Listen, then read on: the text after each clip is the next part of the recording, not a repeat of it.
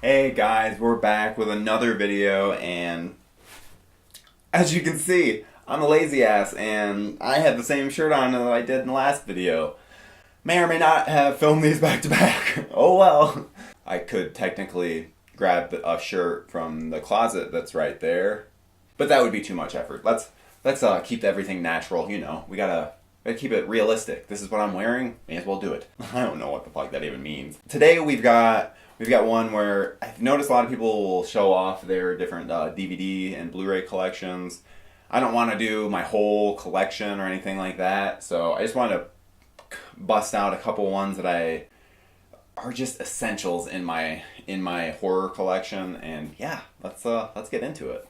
First up is one that this is actually available on Blu-ray. I just don't have the Blu-ray, but this edition is actually available, and I'm pretty sure it's kind of pricey. My Bloody Valentine, the special edition, I'm not going to be able to do it towards the camera because I'm not able to do that because I don't have autofocus on.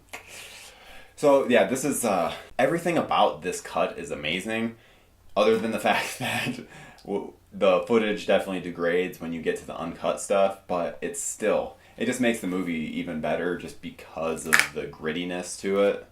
Whew, a little sticky on that. But it just has really cool special features, and yeah, it's just a really, really good one, and wanted to upgrade to Blu-ray, but I don't know if that's ever going to happen nowadays. Next up, this is one, I love this series, and the only reason that I don't have the Blu-ray is because I hated the fucking tin case that they came out with, which now is like $400. I'm talking about Friday the 13th. This is the From Crystal Lake to Manhattan collection. This came out quite a long time ago. And I'm so nostalgic when it comes to this, both in terms of, I can just think of my excitement when I originally got it, and I have so many memories of doing marathons with these specific discs, and like, just everything about them. The fact that like, how they're paired up together, it's very, very nostalgic for me, and I'm a really nostalgic person, so I just really like this, and I think the fact that that tin case just didn't really have anything to offer me that I liked. I might eventually get that 8 film collection if it's like really cheap. I might be able to pick up for like $15, but otherwise, this is more than worth it. You don't need to see the Friday the 13th movies in 1080p. It's not an absolute essential. And these look good upscaled, so it's really not a big deal. And speaking of Friday the 13th, since I can't exactly show you another one that would be on this list, that is the Nightmare on Elm Street DVD collection. Came out in the 2000s. It has Freddy on the side. I just love that collection so much. It's really unfortunate that the Blu-ray collection is so just disappointing. It's not that the transfers are all good, but you have like the first movie by itself, and everything else is paired up. Maybe New Nightmare isn't. I think even New Nightmare is, but everything's just paired up together. I don't think there's any special features, or if there is, they're very minimal, and I don't know, it's not the collection that I would like, especially when that Halloween collection that came out a while ago, not this one, since this one I'm not even really featuring in the video, even though it's a good collection, it's just not completely worth showing off in this, because it's just, I don't know, it's just not. But next up we have one that, this is actually, pretty sure this is worth a decent amount of money still these days, and it's not surprising because it has 3 different cuts of the movie and a shitload of special features. Talking about Dawn of the Dead Ultimate Edition, and I just love this movie I love this set because of the fact that it both looks awesome. It gives you the option to watch the Dawn of the Dead that you want at a given moment. What I mean by that is, if I want something a little punchier with the Goblin score, I'm going to go for the European cut. If I just want the best version of the movie, I'm going to watch the regular theatrical cut. And then if I want like even more of the characters and a little bit more of the gore, get into the director's cut. And so each one of these offers something different, and every one of them, while being the same movie, just has that little different feel to it that just puts it above all the rest.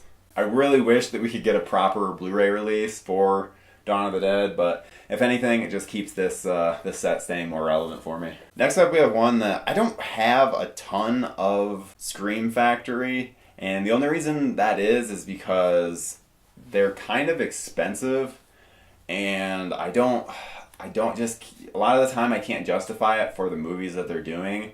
It's like, yeah, I would like to have Sleepaway Camp 2 and 3, like those look sweet, but I don't really want to spend $40 on, or $40 or $50 on the two of those movies. So I've just avoided Shout as much, or Scream Factory, more than you would think. But this one, I just couldn't pass up. Black Christmas. This has a new, I think it's a 4K scan. It might be a 2K. No, it's a 2K scan. And it's just, it looks the best it ever has. While it's not like, oh wow, this looks like it was filmed yesterday. It still is cleaned up so well, and the specials are really good. They have just a bunch of new stuff, and I'm pretty sure they even have, yeah, they have the audio commentary from Bob Clark himself, which that was either from the Laserdisc or that old DVD. But yeah, everything about this is great. The cover is fucking amazing. Yeah, I was going to say, they have a reverse cover, but I didn't switch it around. But yeah, everything about this is just great. Next up, I never thought that the Millennium release would ever be topped, but holy shit. If there was anyone that could top it, it would be Criterion. And fucking Night of the Living Dead. Oh, this Criterion is amazing. I don't think I have any Criterion on Blu-ray outside of this, because again, they're just expensive and it's hard to justify spending the money on some of these films, but not Night of the Living Dead. I could definitely justify this. There's a lot of special features, most of which are new.